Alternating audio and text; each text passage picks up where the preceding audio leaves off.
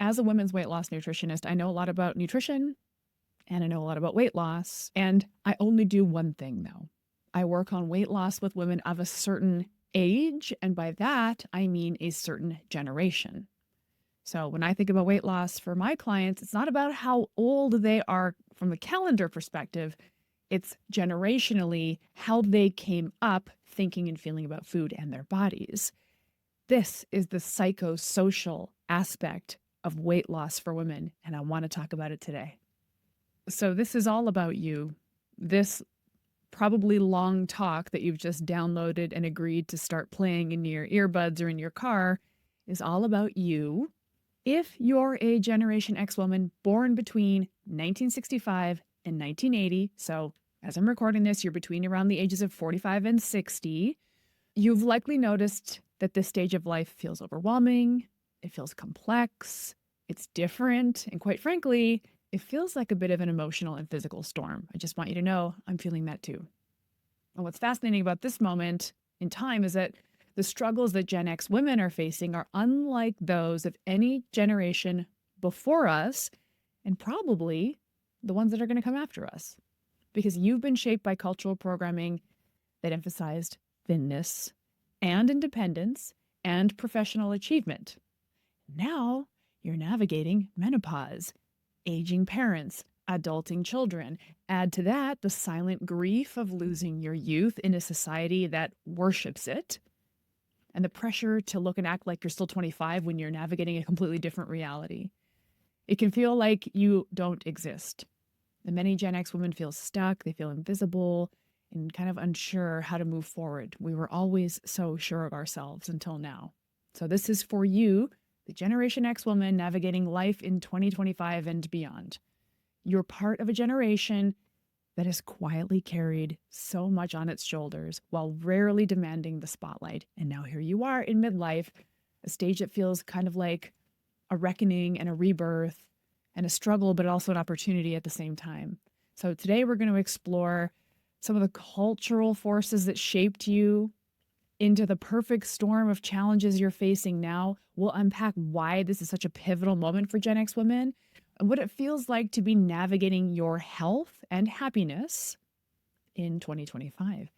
So this is about naming the struggle and giving voice to the things you may not even realize are weighing you down. No weight loss pun intended. But we're going to unpack the cultural programming that shaped you and the unique pressures of midlife and the ways society continues to overlook and underestimate you. And by the end of this massive episode, my hope is that you feel seen and understood, maybe for the first time in years, even if that seeing and understanding is only for you by you. If you can see and understand yourself better, we've won. Whether you're listening to this on a walk, during your commute, while you blow dry your hair, which is my favorite move, or in those rare quiet moments you steal for yourself, just settle in because this conversation is just for you. I want you to understand weight loss and health improvement through the menopause transition for the Gen X woman. This is specific. So the birth years of Gen X, okay? Who is Generation X? Once again, we're generally born between 1965 and 1980, so we're between 45 to 60 years old. Now, there have been 45 to 60-year-olds before us, but those women were not Gen Xers. My mom went through menopause as well. She was not a Gen Xer. She was a boomer. She had a different psychosocial upbringing than I did. I'm not saying it was easier. It was just different. So this conversation will attempt to demonstrate the intersection between being in midlife and being a Generation Xer at the same time. It's a wild ride, y'all. So quick hit list of our characteristics. Independent and resourceful. We were the latchkey generation. Many of us grew up with both parents working, or we might have been in a single parent household. That was kind of the first time that really happened generationally. Mom went to work, or there was divorce in the family. That was pretty new in our generation. But this fostered in us a sense of independence and self-reliance. We often had to take care of ourselves from a young age. And by the way, parenthetically, I think about the food we made for ourselves. It was the era of processed foods. It had to be easy to cook because we were children feeding ourselves. So it was like Kraft mac and cheese. It was Chef Boyardee ravioli, something you could microwave, pizza pocket, peanut butter sandwiches. We at the time didn't know that these sort of processed carbohydrate foods were maybe potentially not good for us, and our parents didn't know either. No hate, no shade. There's so many little separate bubbles of concepts that are adjacent to this that I think are interesting to think about, and that's one of them. But more on our characteristics. We are skeptical and pragmatic. We grew up during times of significant cultural and economic change, like the end of the Cold War and the rise of corporate downsizing and the erosion of traditional career paths and gender norms. So these experiences contributed to a healthy skepticism of institutions. And we also just became really almost to a problematic level solutions oriented. We're kind of like engineers trying to find the solution, trying to find the logic, for better or worse. We are tech savvy, but we're non-native. We're the generation that truly straddles the pre-digital and digital eras. I know millennials think they own that, but actually we're there too. We adapted to technologies that emerged. I don't know about you, but I played Atari when I was a kid. Then when I went to work in the workforce, I had to be on a computer, and I hadn't really done that in school. So right as soon as I entered the workforce, it's like, oh, we're doing computers here. Okay. We weren't born into it like millennials, where it kind of emerged in our sort of adult upbringing. We are the pioneers of the work-life balance because we witnessed the boomer work ethic, that workaholism. I don't know if you guys all had that present in your life. My mom and dad went to work and they busted their asses and they made this basically very meager middle-class income. They worked so hard and instilled that in me. You work hard, you get a paycheck, you don't whine about it, right? That kind of thing. No real ambition beyond you put your head down, you do the job. And to this day, actually, and I see this in my client roster, we have a lot of middle managers and mid to senior level executive roles. And Gen X is holding down the workforce at this point. We've been in it since we were 20. So we're still in the workforce. We're still going to work. Maybe we don't have the entrepreneurial spirit like the millennials or the generations after us because we go to work. Not to sound glib, but we're kind of the overlooked middle child of the generations, which is why nobody is ever talking about us. You know, hey, boomer, hey, millennial. It's like, hey, don't forget about us in between those two.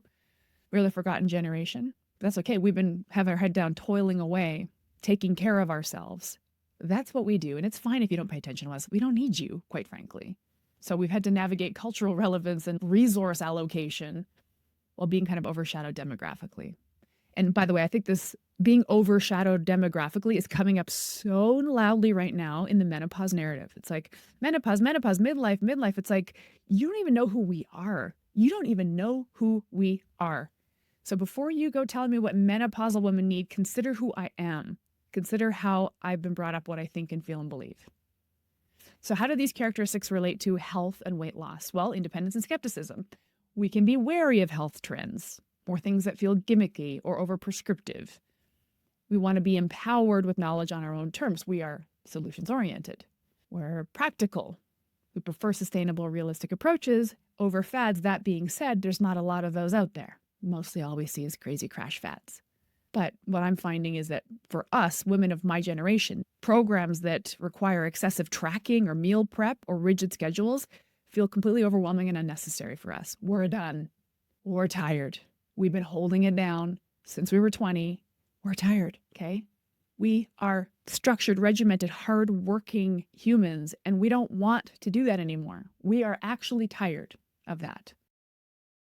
We're in the sandwich generation, caring for aging parents and trying to get kids out of the house to become adults. And this creates tons of emotional and time constraint, resource constraints that can derail health goals. How do we navigate taking care of ourselves when we're taking care of our parents and children at the same time? By the way, I think that happens with every generation. That's not unique to Gen X. We are tech savvy. We can navigate tech. We can navigate apps. We can navigate online programs, but maybe we appreciate more human to human connection. This is what I offer in my program. Like, hi, I'm a person. Let's just have human to human contact. And I get it because I'm Gen X, man. I get it.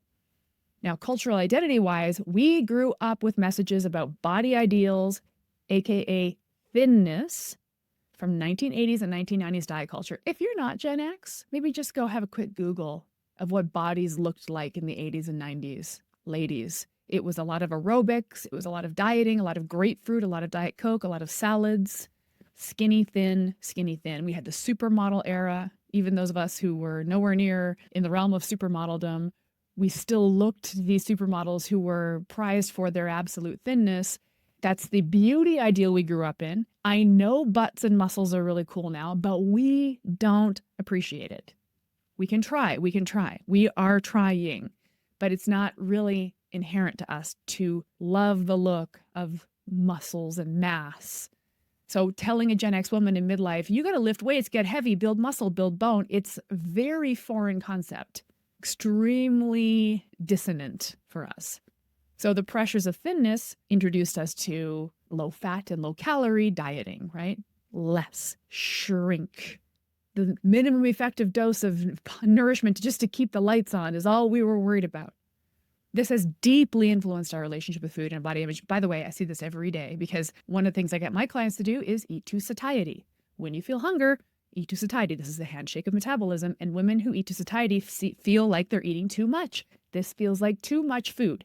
And I'll say, my dear, that's enough food. The reason it feels like too much is because you're used to eating not nearly enough. That's our 1980s and 1990s and early 2000s diet programming of less, less, less, less, less. Low fat, low calorie. By the way, even the low carb era, which came later, the thing with low carb era is it was still like very protein forward. It was still like, yeah, you don't eat carbs, but like eat meat, eat protein, lean or high fat cuts of protein. Like protein is substantial. But in the low fat, low calorie era, we were not prioritizing protein. We were prioritizing rice cakes and Diet Coke. Okay, so psychosocial aspects of weight loss and health improvement in the Gen X woman who's now in midlife and going through menopause. Psychosocial means the psychological programming and the social cultural programming. I'm not a psychologist. I'm not here to talk about your psychology, but the psychosocial, the way we think and feel and believe about our bodies and our food based on the cultural programming, that we can talk about. So let's take a trip back to the 90s. The era when many of us were coming of age. Coming of age to me means we're going from a girl to a woman. We're becoming who we are. And the 90s was the creation of diet culture. That's when it started. You've heard of diet culture, right? Well, it was invented in the 90s when we were becoming women. You know, diet and exercise stuff was present in the 80s too. 80s and 90s is really when it came about. That's our lifetime. That's when we were born. We were born into it. Well, if you grew up in this time, you couldn't escape the messages about what a good body looked like. It was thin. It was just always thin. Not strong, not healthy, not capable, not substantial, just small, light. Shrinking was the goal, losing mass and weight, and becoming closer to nothing at all was the goal. And it wasn't just about aesthetics, it was tied to your value as a person. Think about the magazines we consumed where we got all our information. Oh my gosh, magazines, Cosmo, 17, Glamour. Every cover was a lesson in self-loathing with headlines like, lose 10 pounds in 10 days with some skinny model showing her skinny tank top arms. Get tank top arms. Get bikini ready by summer. These weren't suggestions. These were freaking imperatives. This had to go on your to-do list. And then we had the low-fat craze. Diet Coke, fat-free yogurt, NutraSweet, and the endless salads with light dressing on the side, which you just dipped the tines of your fork in, so that you would get like a molecule of salad dressing on each leaf of lettuce. We were taught to fear fat, fear calories, fear food. Food was the enemy. Some of us, and this is triggering, some of us, myself included, took this to such an extreme level that we developed severe eating disorders. But even those of us who didn't develop severe eating disorders still had this fear of food and fear of fat deeply programmed into us. And what did this do to us? Well, it left us kind of malnourished, chronically hungry, obsessed with controlling our bodies and believing that was normal. And the influences didn't stop there. We had the baby boomer mothers who were deeply entrenched in diet culture. So many of us had moms who were steeped in their own diet culture, their own diet programming, their own body dysmorphia. These are women who stepped on the scale every morning, and we could hear them grumbling or celebrating that scale weight. They made light salads for themselves. They ate a different meal than the rest of the family. My mom used to eat a ton of grapefruit. I don't know why. My mom used to say to me, am I as fat as that lady over there when we were in the grocery store? And like, I'm a kid, I'm 7. I'm like, I guess this is how moms and daughters talk to each other, I guess. Like, no, mom, she's fatter than you. I knew that was the right thing to say. My mom wasn't trying to ruin me. She did not know. By the way, much love to the moms. My mom, your mom, you if you're a mom. When we're brought into cultural programming, we're pretty damn powerless to it to a certain extent, especially when it's all around you and you're very kind of embroiled and born into it, quite honestly.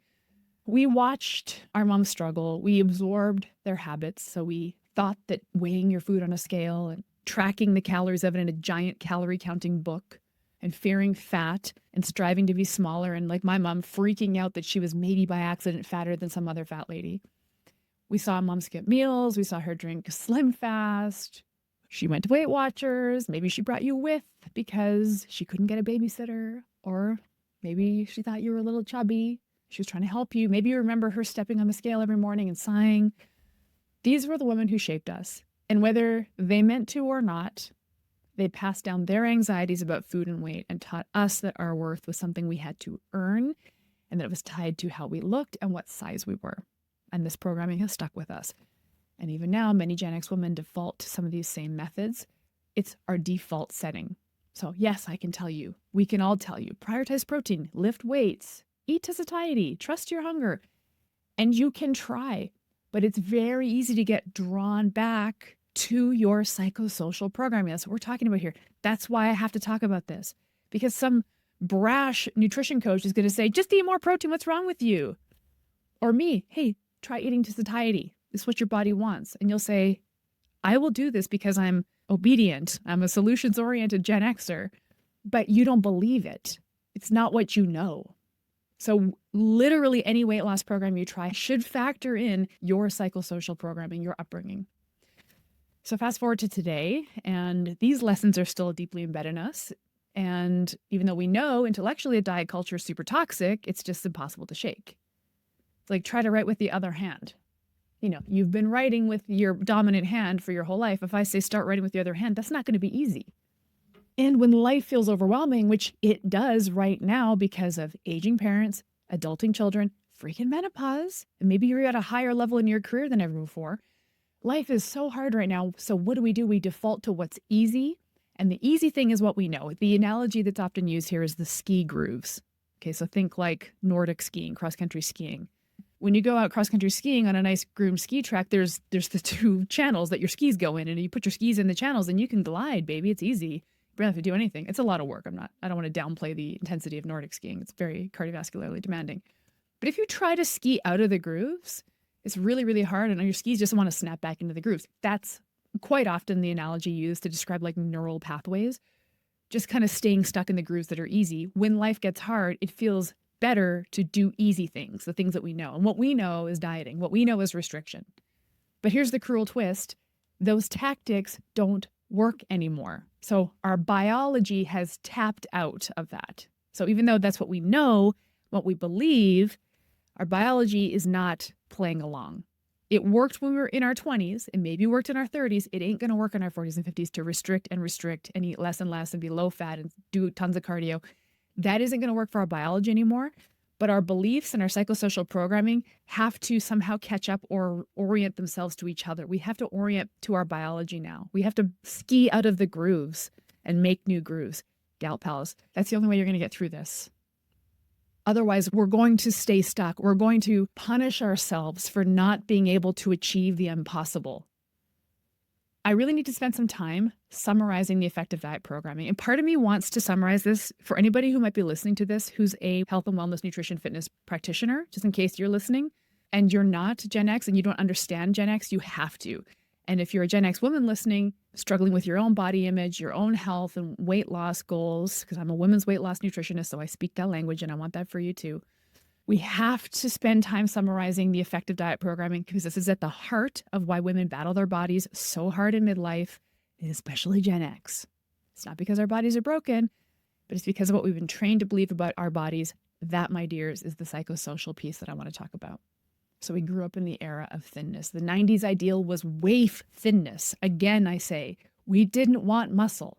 We didn't want fat, and we didn't want muscle. We grew up idolizing impossibly thin bodies. I'm not going to name any names because it's not their fault, but you know, thin supermodels, very tiny actresses, glossy magazines airbrushed to shit. Thinness was a moral virtue, and being thin equated to being beautiful. That was normal. Anything outside that normal was stigmatized. It was normal and normalized to do anything at all, to be skinny, skinny, skinny, skinny. So what did we do? We did cardio, we did salads, cardio and salads with dressing on the side that we dipped the tines of our forks in. I just want to remind you that we used to do that, gals. Maybe some of you still do. And then the 80s and 90s were the golden age of aerobics. Oh my God, I was an aerobics instructor. I was literally an aerobics instructor. Okay, we call them group fitness instructors now. I've evolved.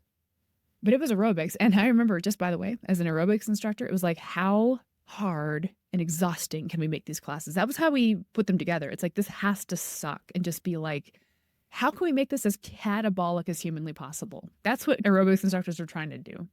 It was very evidenced by the aesthetic of the time. Catabolism was the style.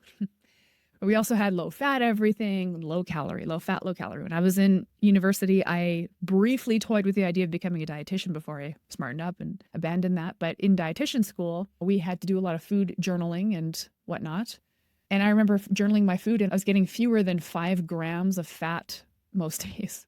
Isn't that crazy? So like, I was eating no protein, because it's hard to eat any animal protein without getting some accidental exposure to fat. I remember going on dates. I was dating because I was a young woman, and I would order dry toast for my entree at a restaurant. Oh my God.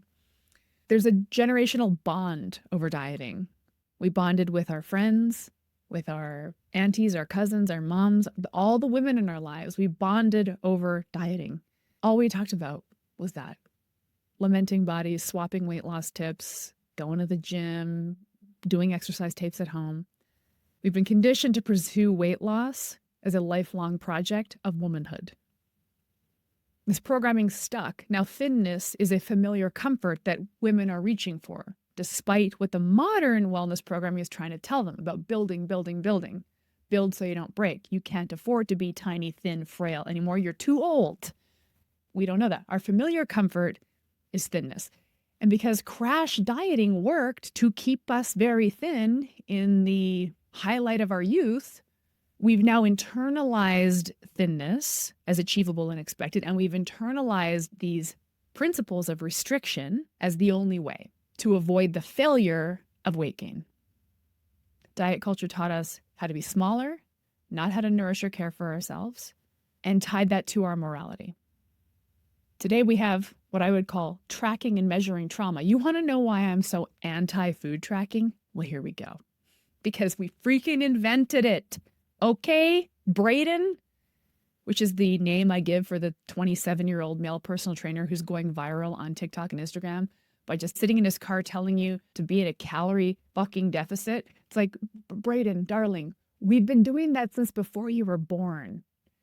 We have trauma around tracking, measuring. I will never do it. Do you need a calorie deficit to lose weight? Absolutely. Do we have to track it? No, we don't. And by the way, we're not going to, so stop telling us to do that.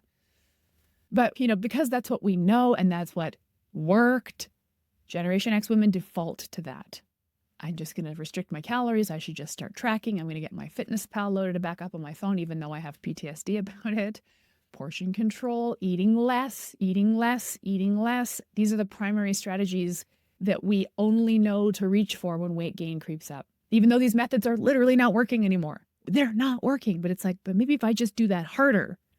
You don't have the emotional or mental bandwidth to do it harder. You're a busy freaking adult Gen X woman. You can't be a professional dieter anymore. You could when you were in your 20s. You cannot do that now, and you don't want to. We're battling this. This is dissonance, right? I know I need to eat more, but I think I'm supposed to eat less. I know I want an effortless relationship with food, but I think it's supposed to be very fraught and difficult. We're in this no man's land. This is the psychosocial aspect that we need to talk about.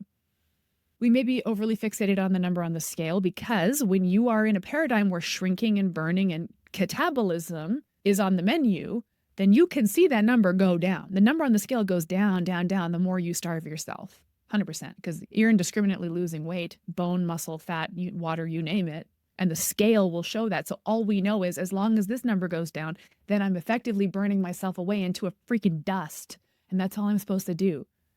So when I tell a woman, which I do say sometimes, and this falls so flat, this is a lead balloon to my audience. I'll say, what I would like is if you remained heavy on the scale, but slid into the size smaller dress, but you stay heavy. And they're like, hell no, no. I need to be light, Erin, you're crazy. There's no way I can convince a Gen X woman that being light is a bad idea because it was the only thing that mattered. Psychosocial aspects of Generation X weight loss in midlife, I'm telling you.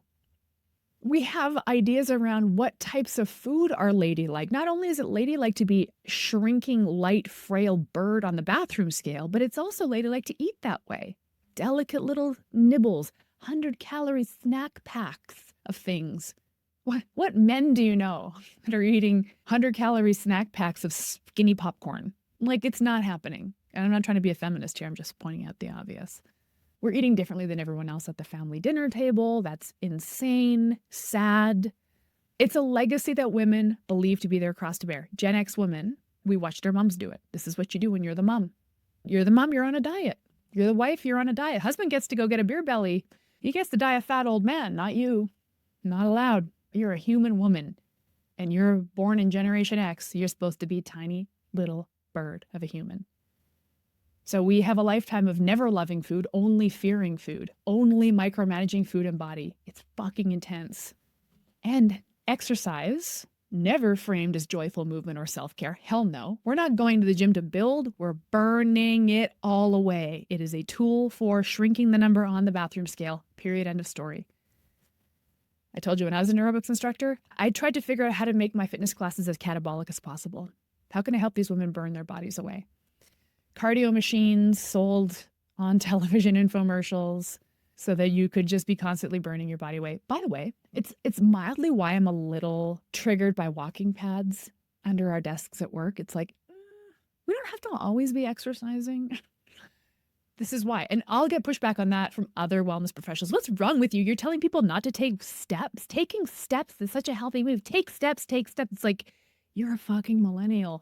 You didn't spend your life just doing cardio and burning your body away. We have a different perspective. Our psychosocial programming is different than yours. Go ahead and take your steps. But my Gen X peers plugging in their walking pad under their desk, that's too slippery slope. I don't even touch treadmills anymore. I have to actually avoid cardio machines when I go to the gym because I want to get on that and I want to burn my body away. That's all I know too. It's crazy. It's not crazy. It's crazy, but it's not crazy. It's crazy, but we don't know any different. We just want to shrink our thighs. That's all we're thinking about. Even though we're enlightened, intelligent, amazing women who are doing it all, we still want our thighs to be thinner.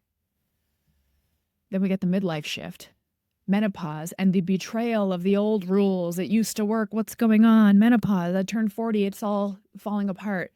As we enter midlife, hormonal shifts, including declining estrogen, potentially increased insulin resistance, not a slower metabolism. Metabolism does not slow down, but we have a few hormonal shifts that can affect body composition, such that you have to kind of change your inputs because the things that used to work won't work as well anymore. They make the old methods obsolete, but we've been doing it since we were freaking born. So really hard for the things that used to work to stop working because it's all you know. And so this is where I take to task my peers and I try to be really conscious of this myself. I can't be glib about saying eat more protein, take more steps, lift weights, because it's like, but no, I'm supposed to eat salads and do cardio. And I see a lot of memes on social feeds that make fun of midlife women will do anything but lift a weight. It's like, we don't value that at our core. Braden, you don't get it. I get it. But the crash diets and excessive cardio that once delivered the quick results, they now leave us feeling fatigued, defeated, and heavier. I'm not going to vilify cortisol here because that's so frustrating to me. Cortisol is a factor in your stress response, but we're not going to blame cortisol. You're just a different person now, and the inputs have to change. And I know that feels like betrayal. Like the rules I've followed my whole life, why aren't they working now? What's wrong with me? What's wrong with me? Now that's a burden. That's a bad burden to carry into the menopause transition, which is already freaking hard enough. But to go through this major medical event and believe that you're somehow defective because what used to work for you isn't working anymore.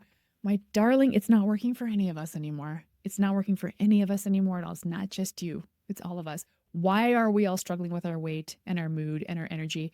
Because we don't have any foundational knowledge about how to actually nourish and support ourselves. We've been burning ourselves away. And as much as I can tell you to stop doing that, to stop doing that, to stop doing that, I want you to know, I want to validate that it feels very hard to do anything different. But I also want to just offer, you're a badass bitch. You can do it. You can change your mind. You can change your mind. You can ski out of the grooves. I believe in you. Who other than a Gen X woman is going to be the one to ski out of the damn grooves? We're the ones that are going to ski out of the grooves on menopause, and we're going to change this for the generations after us. You're welcome, millennials. We got you. Here we are, the worker bee generation, just going to work on menopause. We'll handle it. Okay. But you, me, and all of us, we got to band together. We have to adjust our thinking and our beliefs, because what used to work is not going to carry us into the second half of our life. We have to change. The sign behind me, if you're watching this on video, it says, if nothing changes, nothing changes. I know it's a kind of a goofy platitude, but it really pertains here. It's not working anymore. You're going to have to change. You can do it though. If anybody can freaking ski out of the grooves, it's us. There's a massive emotional toll. We have deep diet fatigue. So even me saying, okay, Gen X, hang with me. I know that this is frustrating. What you're going to have to do is change everything you think and feel and believe about food and health and body. And you're like, oh my God, are you kidding me? I'm so tired of this. How many more decades of my life am I going to have to like freaking rearrange my thinking about? I know. But like, let's contemplate this as a one and done. We'll just get it done and get on our way. And then you never have to diet again, because the good news is the dieting and thinness paradigm that we grew up in, it's out of style now. So we're kind of outdated. So let's just get with the times. And then it actually enables us to pluck ourselves out of the endless cycle. But on the other hand, giving up dieting feels like giving up hope, because you've been dieting your whole life. So it's like, well, I can't stop dieting. Are you crazy? Well, it's not working. So what are we going to do? We have a big emphasis on shame and self-blame. When our crash diets stop working, because of course they did, because of all the reasons I just outlined, we blame ourselves rather than blaming the method. If the diet didn't work, that's a me problem, not a diet problem. That's crazy. Like, you would never do that in any other category of life. If this lamp behind me stopped working, I wouldn't blame myself. I'd say, what's wrong with this damn lamp? But we do this with diets. The diet didn't work. I failed. I keep failing at diets. I keep failing at diets. What's that all about? That's a lot of shame and self-blame that we carry. And I think about this a lot, because we are intelligent, we're pragmatic, we're logical. We can say, well, if the diet didn't work, it obviously is because the diet didn't work. It's not a me problem. But because of our upbringing into dieting as a foundational skill or aptitude, we do feel as though we're failing. It's like, I forgot to breathe, you know? Oh, I forgot to diet. I forgot to breathe. I forgot to blink. It's kind of in that sort of unconscious level for us. So the weight gain that can be associated with menopause can compound feelings of shame, blame, failure. We feel like our bodies are betraying us after we spent decades hyperfixated on manipulating our bodies. And now the body's like, anyway, we're done here. And it feels like a very strong betrayal and a loss of identity, because we tied our entire identity to being thin or to dieting. So midlife weight gain or change in body shape, that visceral fat that we might get, or the softening from maybe losing a little bit of lean body mass, which happens a lot when you get into your midlife, it could trigger a bit of a crisis. Who are we if we're no longer thin?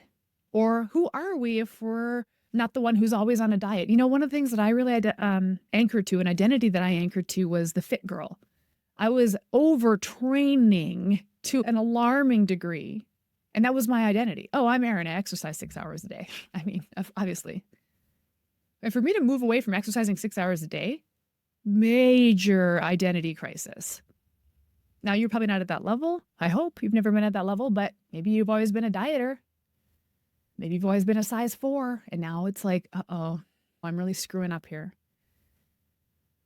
Why does it matter for me to have this conversation with us right now?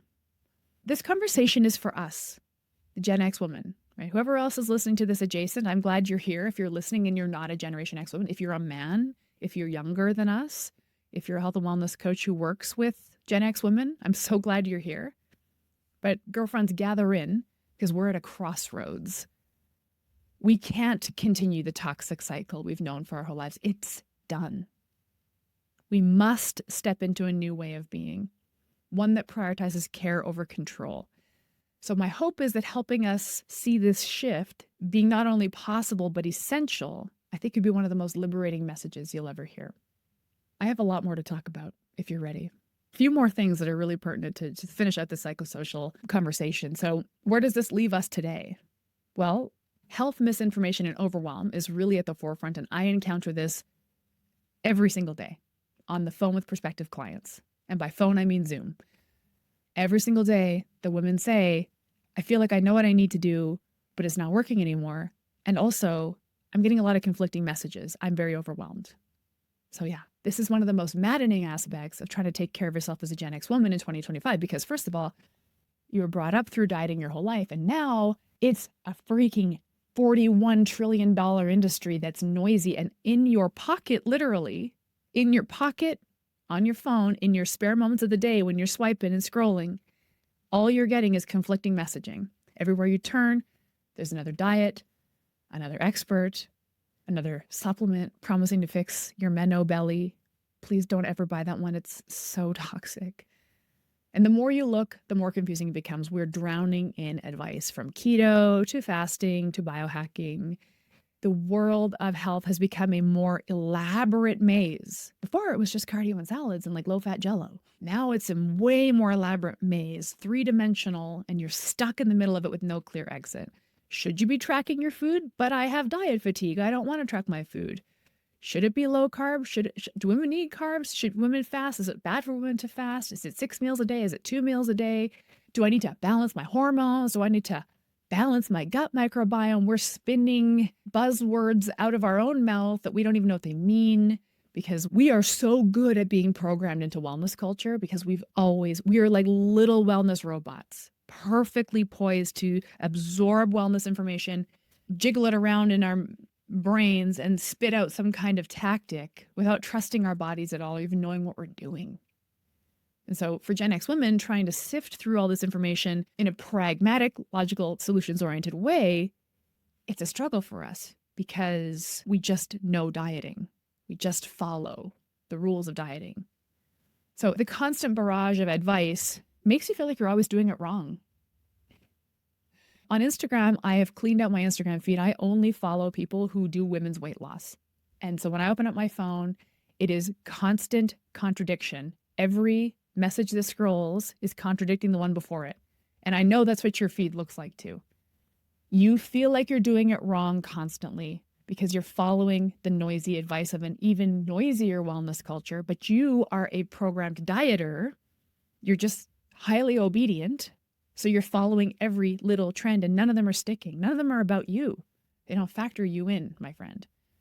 And then what's particularly insidious is how diet culture has disguised itself in some circles as wellness.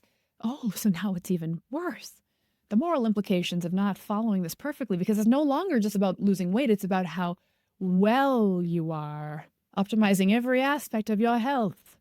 So not only are you just supposed to be thinner, you're also supposed to have like glowing skin and a perfect gut microbiome and 8 perfect hours of 100% sleep on your wellness tracker. God forbid you have a glass of red wine at your anniversary dinner because it's a literal poison.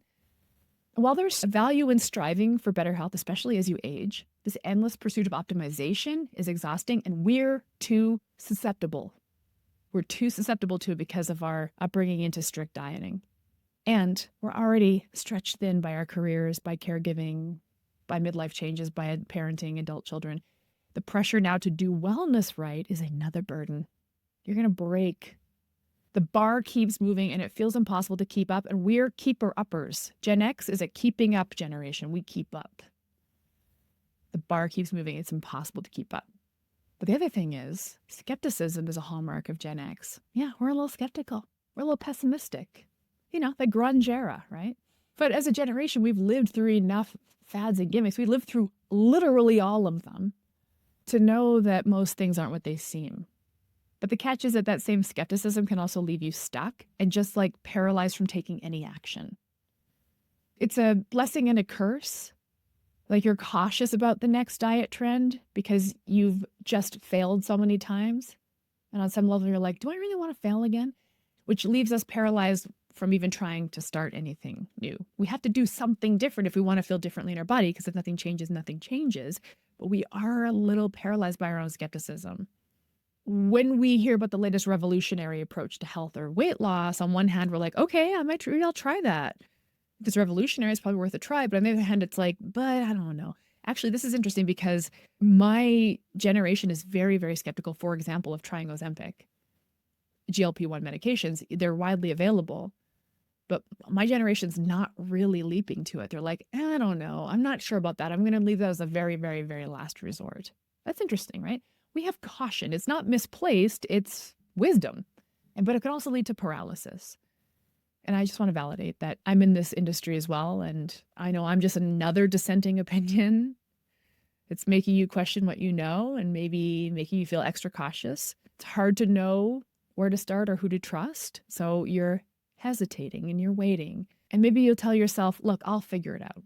I'll figure this out myself. We don't really have the resources to figure it out ourselves. I know I don't. This is going to seem like it comes out of left field, but another thing I just want to mention about the Gen X woman is two of the most insidious forces shaping her inner life, which are guilt and perfectionism. These are deeply ingrained patterns that are woven into the fabric of who you are. And this makes the already difficult task of prioritizing your health and happiness feel nearly impossible. Okay, because first of all, guilt for prioritizing yourself. How often have you felt guilty for taking time for yourself, for stepping away from work or going and having lunch, saying no to a request, turning down the second glass of wine because you don't want to offend your friend at the dinner party, or doing something that serves you? Like, this is a woman thing. We do have the maternal instinct, which can sometimes be mistakenly conflated with people pleasing. But as a young girl, we were taught to put others first. That's what women do. That's what ladies do. Whether it was taking care of your siblings, as a latchkey kid, maybe you were making the pizza pops for your brother and sister, or striving to please teachers and bosses so that you could, move your way up and achieve. You learned that your value came from what you could do for others. I often personally feel this. I've done a lot of therapy on this, by the way, the feeling of exploitation. I feel strongly like I've been exploited by everyone and everything. Put myself into the position where I could be exploited and almost trained people to exploit me. Maybe you can relate to that, maybe you can't. But because we are earners and doers and workers, we do things for other people. It's really who we are. We got that boomer work ethic, and we just took it and ran with it. Millennials are like, F this. I'm doing my own thing. But we were like, yeah, whatever you want, I'll do it. So we have this maternal instinct, which is inherent in all women, and the boomer work ethic that the Gen Xers took on, and we do everything for everyone else. The belief doesn't disappear as you get older. If anything, it's gotten deeper. And now as a woman in midlife, you're the glue that's holding so many parts of your whole life together because you did that. You're like, don't worry, I got it. You're holding it together at work. You're holding it together in the family. Now you've patterned this. People expect it of you. And you don't want to let go of that. You can't. You're juggling a million balls. You can't just drop a single one. That can be a sense of pride. And you should be proud. You're a freaking badass. But it comes at a cost.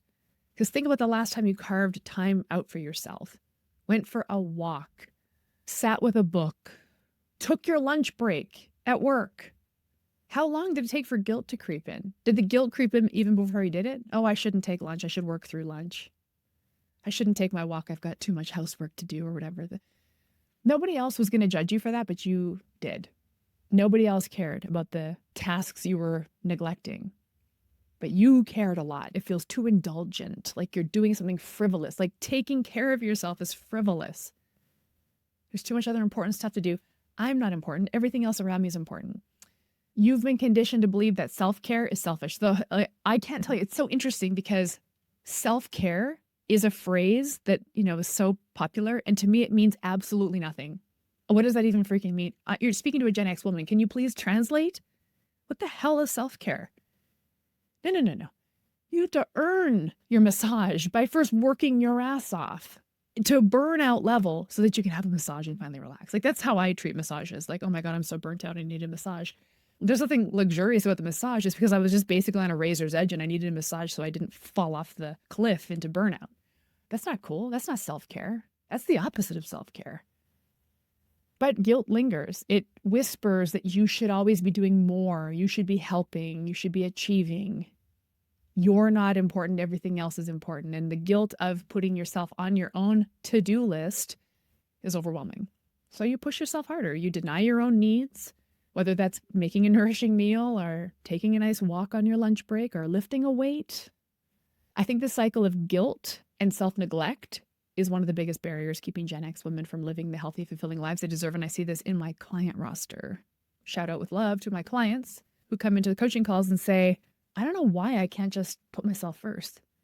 I don't know what my deal is. Why am I doing this? Like, why am I getting in the way of my own progress here? I invested in a weight loss program and I really like it and I want it to work, but like, I'm just not doing it. I'm not putting myself first. What's wrong with me? Well, you're Gen X, baby. The perfectionism is the other thing, right? And the guilt and perfectionism together, really deadly combination. Guilt for putting yourself first, but also guilt for not being perfect enough. Wow, what a wild ride. I'm feeling guilty because I'm not doing the work to get the results, but also I'm too guilty to do the work to get the results. No man's land. Perfectionism is the voice saying that you have to do everything perfectly, obviously. Hello, I just defined perfectionism for you. You're welcome. But we were raised in a culture that rewarded striving and achievement and, exploitation to a certain extent, depending on how you view it. Maybe you were praised for being the straight A student. Can I share an anecdote with you? I'm going to share an anecdote with you, as I like to do in these talks. At my elementary school, grade school, we had a thing called the Good Workbook. It was a book that was in the hallway, an actual book, big giant book. And if you did anything good, if you got a good mark on a test or submitted a good project or did good at the soccer tournament or whatever it was, the principal would come around, I think, once a month or so and collect all the good kids from each class. The principal would knock on the door, the principal of the school, and he'd have a list, and you would know, oh my gosh, the principal's here to collect the good kids for the good workbook. And it was the good kids would go march down the hall with the principal, and they get to sign their name in the good workbook. And this good workbook lived in the hall. It's so sweet, right? It's so sweet. It's just a beautiful, just an adorable thing my school did. But when that knock came on the door and the teacher opened the door and the principal was there with his list, I knew, we all knew, he's here to announce who made it into the good workbook this month. And crew, if I didn't make it into the good workbook, I was despondent. It was a life-ruining moment if the principal didn't say my name. And he didn't quite often. I mean, he was trying to be fair. I mean, every kid got their name in the good workbook. I didn't know that. I didn't know they were just picking kids at random so everybody had a chance, the participation trophy. I was like, why didn't I get in the good workbook this month? I must not have been good enough. I don't know that that's uniquely a Gen X thing, but Gen X women, because we were kind of the first ones to know that we were entering the workforce. Like boomer parents were in the workforce, but the boomers were kind of the transitional generation. And then Gen X was like, we're all going to work. Okay, we all have to get good grades. We all have to get into a good school. We all have to get a good job. Like we were the first generation, really. So something like the good workbook or whatever the equivalent was, you had to excel. You had to be noticed. It was important to be noticed. I mean, there is a feminist sort of glass ceiling element to this because we were going to make, 32% less than our male colleagues, and we have fewer opportunities for professional growth. So we had to make sure we were noticed. I don't know. That was really deeply ingrained in us, perfectionism. It's a heavy burden to carry. And it's really, really exhausting. And it does not come in handy when we're trying to get healthier or lose weight, because a health journey is a very transformative process. And any transformation that you're going to do is going to be hard and full of major ups and downs and soaring peaks and depressing valleys. And if we're just anchoring to perfectionism, we're going to bail the second it gets hard or the second we don't see results. It keeps us trapped in this all or nothing mindset. And you already know that that's a bad place from which to try to stretch and grow yourself, because you won't feel any level of confidence to try to step outside your comfort zone. Our comfort zone, unfortunately, is restriction and dieting and salads and cardio. And so as soon as we feel the pressure of not being perfect at this new thing, I know I'm supposed to eat protein, but it's too hard. I know I'm supposed to lift weights, but I don't know how. Oh, F it. I'm just going to go back to salads and cardio because that used to work, right? Apart from that, there's an emotional toll. So you have guilt saying, well, you better not take time for yourself. And your perfectionism tells you, but I'm supposed to because self-care. So now we're stretched thin emotionally, constantly chasing the unattainable ideal on both ends of this continuum, just feeling like we're constantly falling short. That's a real tremendous emotional burden to carry. Just, I'm falling short. I'm not doing enough, especially for a generation of women who pride themselves on doing it all. So as you listen to this, I want you to ask yourself, what would it feel like to let go of guilt? Is it a possibility? Could you allow yourself to prioritize your health without needing to justify it to anybody? Can you give yourself permission to be imperfect? Can you get your skis out of the grooves and create some new ones? I think you can. You're a Gen X woman. You can do anything.